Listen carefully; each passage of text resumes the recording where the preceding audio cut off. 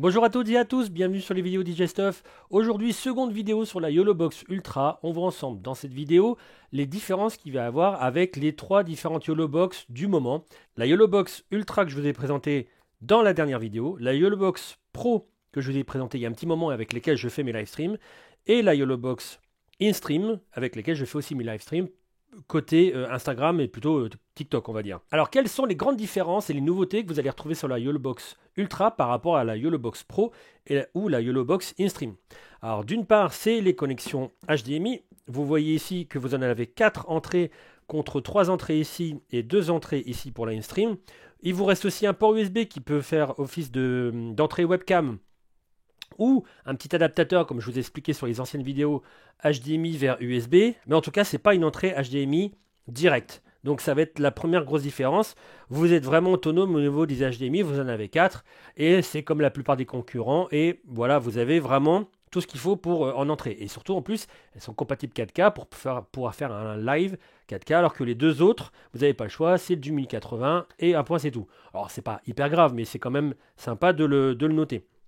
Vous allez avoir aussi sur la YOLOBOX Ultra du ISO Recording. Alors, qu'est-ce que c'est? Comme je vous l'ai expliqué dans la vidéo de la Ultra, vous pouvez, en même temps que vous êtes en train d'enregistrer votre master, et que vous êtes en train de faire un live, vous pouvez enregistrer aussi les 4 autres entrées HDMI pour pouvoir en profiter ensuite pour faire un montage vidéo, pour pouvoir remettre votre podcast. Il y avait des petits moments que vous n'aimiez pas, vous voulez le rééditer sur un logiciel de montage vidéo, aucun souci, vous pouvez le faire parce que ça va enregistrer 5 fichier MP4 avec à la fois le master et les quatre entrées. Vous avez évidemment un processeur beaucoup plus coriace que sur la YOLOBOX Pro et la YOLOBOX InStream avec un Qualcomm Snapdragon 865 sur la Ultra contre du 845 sur celui-là. Bon, après, c'est des valeurs, je vous donne ça comme ça, mais bon, c'est ce qui est indiqué dans leur tableau.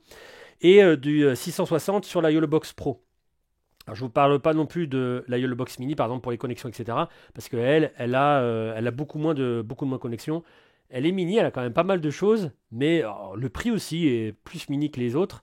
Mais voilà, niveau connexion, c'est sûr qu'elle peut pas se battre. Au niveau de la Ultra, alors c'est aussi un petit peu lié au processeur. Et alors, par contre, c'est sur abonnement.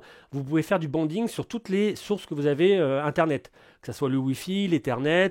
Vous pouvez brancher des clés, comme je vous ai dit dans la vidéo de la Ultra. Vous pouvez brancher des clés 4G par exemple, enfin USB, des clés USB 4G, et les brancher derrière avec par exemple du SFR, du Bouygues, du Orange, et pouvoir partager ces trois connexions. Quand il y en a une qui penche un peu, vous pouvez basculer sur l'autre, etc. Donc ça se fait automatiquement comme je vous l'ai dit, sur abonnement, et ça, vous pouvez le faire. Alors après, quand vous regardez tout ce qui est routeur, bonding, etc., et les abonnements qu'il y a chez d'autres concurrents, c'est quand même vachement plus cher. Donc ça peut, quand vous êtes en plein milieu d'un live stream, en plein milieu de la nature, et que vous avez que de ça, vous n'avez pas de Wi-Fi ni d'Ethernet, ça peut être vraiment valable pour cette solution. Grosse différence aussi, comme je vous ai dit, les entrées sont en 4K, donc vous pouvez faire du mélange 4K, enregistrement 4K, que le master, si vous avez juste la carte SD par exemple, et vous avez les 4 HDMI qui peuvent être mixés directement sur un live stream aussi en 4K.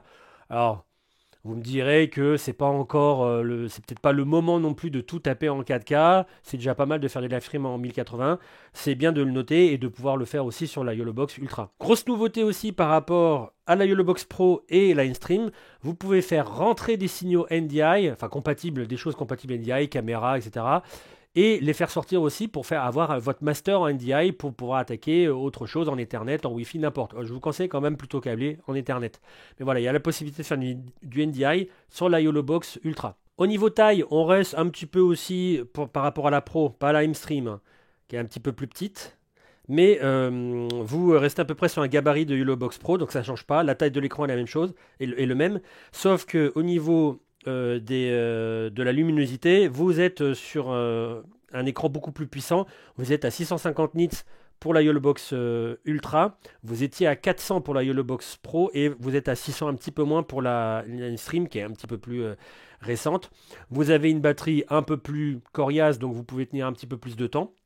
Et vous avez aussi un écran plus grand par rapport à InStream et par rapport à la YOLOBOX Mini évidemment ou YOLOBOX initiale du départ. Avant-dernière chose, sur la YOLOBOX Ultra, contrairement à la Pro, vous pouvez faire un peu comme sur la iStream, vous pouvez installer des applications tierces qui sont par exemple, alors là elles sont déjà installées mais Instagram, TikTok, Facebook, CapCut, etc. Et vous pouvez le faire aussi sur la YOLOBOX Ultra. Et dernier point, qui n'est pas des moindres, sur la YOLOBOX Pro, vous pouvez faire du live stream en paysage. Sur la InStream, vous pouvez faire que du portrait type TikTok, Instagram. Sur la YOLOBOX Pro, vous pouvez faire les deux. Vous choisissez au début. Si je veux faire un live plutôt YouTube 16/9, vous le faites sur la partie rouge ici. Si je veux faire du vertical plutôt typé TikTok, Instagram, vous pouvez le faire sur la partie verticale ici. Et pour terminer, parce que c'est toujours intéressant et il y a souvent des demandes quand c'est pas indiqué, je vous mets en bas de l'écran les 3 différents prix entre la YOLOBOX Ultra, la YOLOBOX InStream et la YOLOBOX Pro si vous souhaitez faire votre plus acheter l'une, l'autre, comme ça au moins vous avez le prix comparatif. Si vous avez n'importe quelle question au sujet des 3 YOLOBOX que je vous ai présenté, enfin les différences sur cette vidéo, n'hésitez pas à les poser en dessous de la vidéo dans les commentaires. Merci beaucoup d'avoir suivi cette vidéo et je vous dis au prochain contenu. Ciao!